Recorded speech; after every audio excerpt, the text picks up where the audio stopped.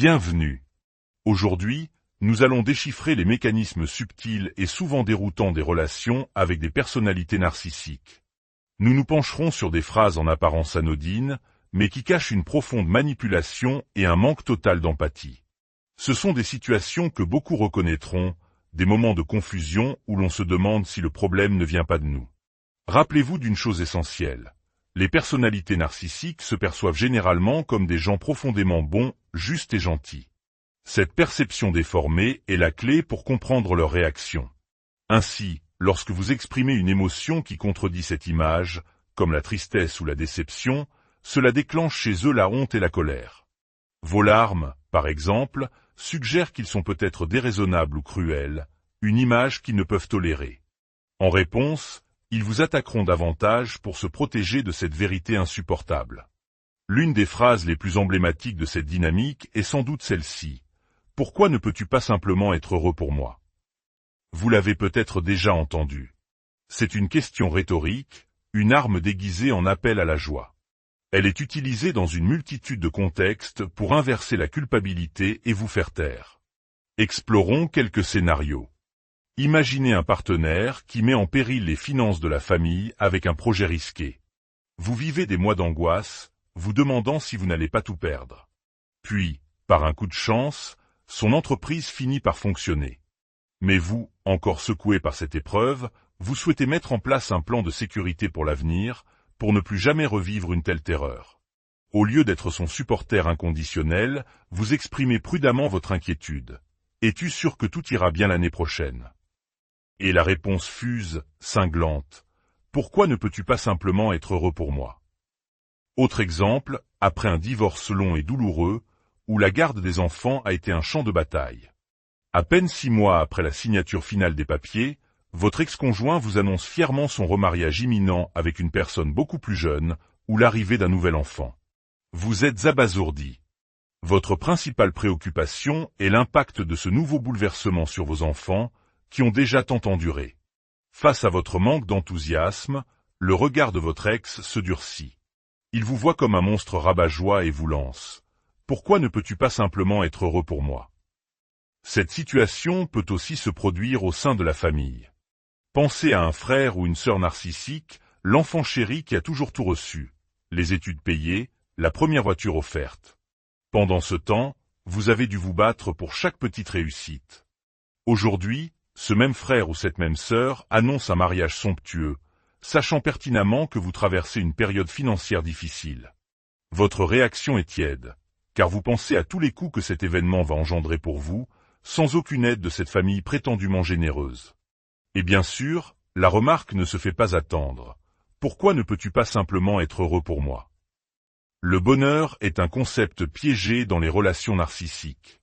La personne qui subit la relation n'est, par définition, pas heureuse. Le bonheur semble un objectif si lointain que l'idée même en devient absurde.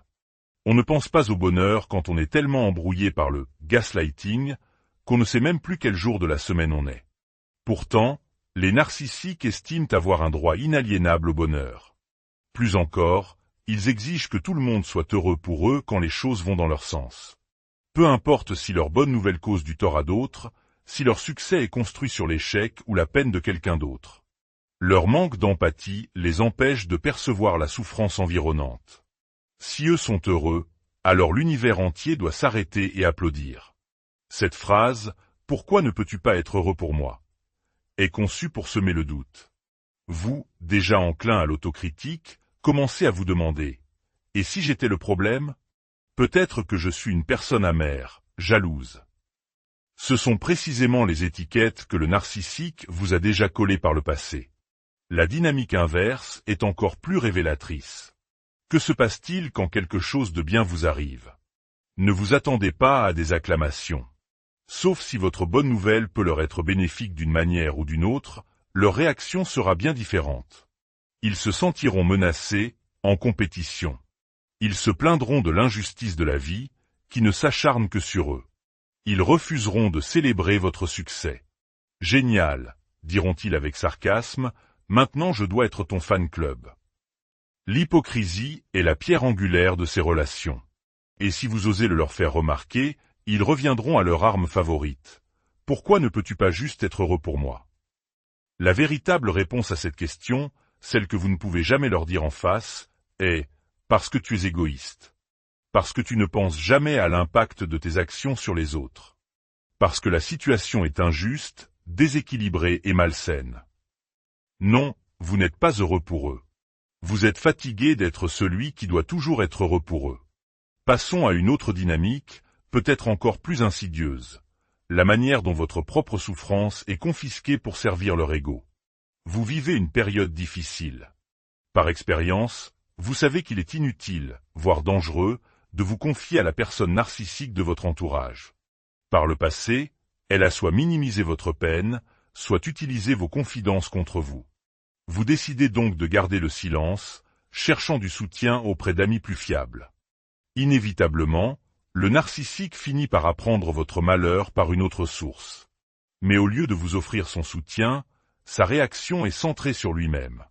Je ne peux pas croire que tu ne m'aies rien dit. Je suis tellement blessé que tu n'aies pas eu confiance en moi. Ou encore, comment as-tu pu me faire ça? Votre douleur, votre perte, votre mauvaise nouvelle. Tout devient une offense personnelle à leur égard. À un moment où vous avez désespérément besoin de réconfort, vous vous retrouvez à devoir gérer leur ego froissé et à vous justifier de ne pas les avoir servis en premier. C'est l'univers parallèle de l'égoïsme absolu. Ils exigent un accès exclusif à votre vulnérabilité, non pas pour vous aider, mais pour se sentir important. Et si vous leur donnez cet accès, ils jugeront votre réaction, vous diront que vous êtes trop dramatique, trop sensible, ou pire, ils vous demanderont ce que vous avez fait pour mériter ce qui vous arrive. Vous apprenez donc, à la dure, à construire des murs. Vous ne partagez plus rien, ni le bon, ni le mauvais. C'est une stratégie de survie. Mais même cette stratégie a un coût. Le narcissique, dépourvu de toute introspection, ne verra jamais que son propre comportement est la cause de votre silence. Il ne verra que votre trahison. Dans ce jeu pervers, vous ne pouvez pas gagner. Si vous vous confiez, votre douleur sera utilisée contre vous. Si vous gardez le silence, votre silence sera utilisé contre vous. Enfin, explorons un paradoxe déconcertant. Que se passe-t-il lorsque vous répondez à l'hostilité par la gentillesse? Certains, par nature ou par stratégie, décident de tuer par la bonté. Face à l'agressivité, au pic, au mépris, ils répondent avec un sourire, de la chaleur, de la bienveillance. Mais la réaction du narcissique est souvent déroutante. Il devient suspicieux, voire hostile. « Qu'est-ce que tu veux ?» vous demandera-t-il, les sourcils froncés. Arrête ton sarcasme. Pourquoi votre gentillesse est-elle perçue comme une attaque? Parce que le narcissique projette sa propre vision du monde sur vous.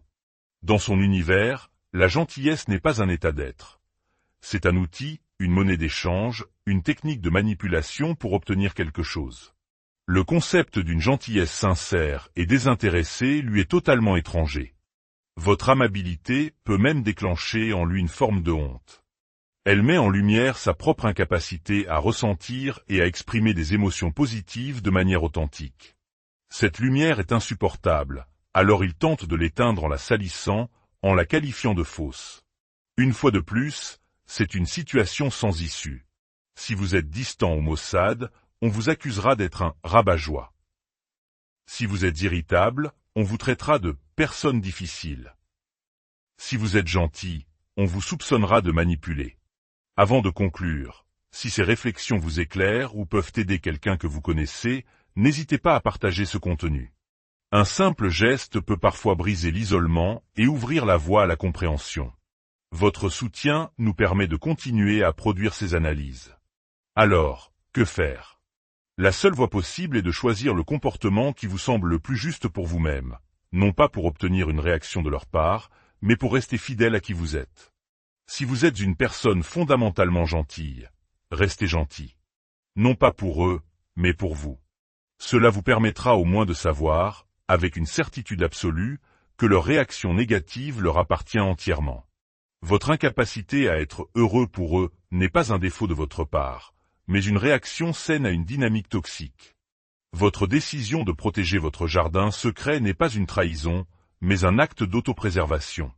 Et leur suspicion face à votre gentillesse n'est que le reflet de leur propre monde intérieur, un monde où tout est calcul et stratégie.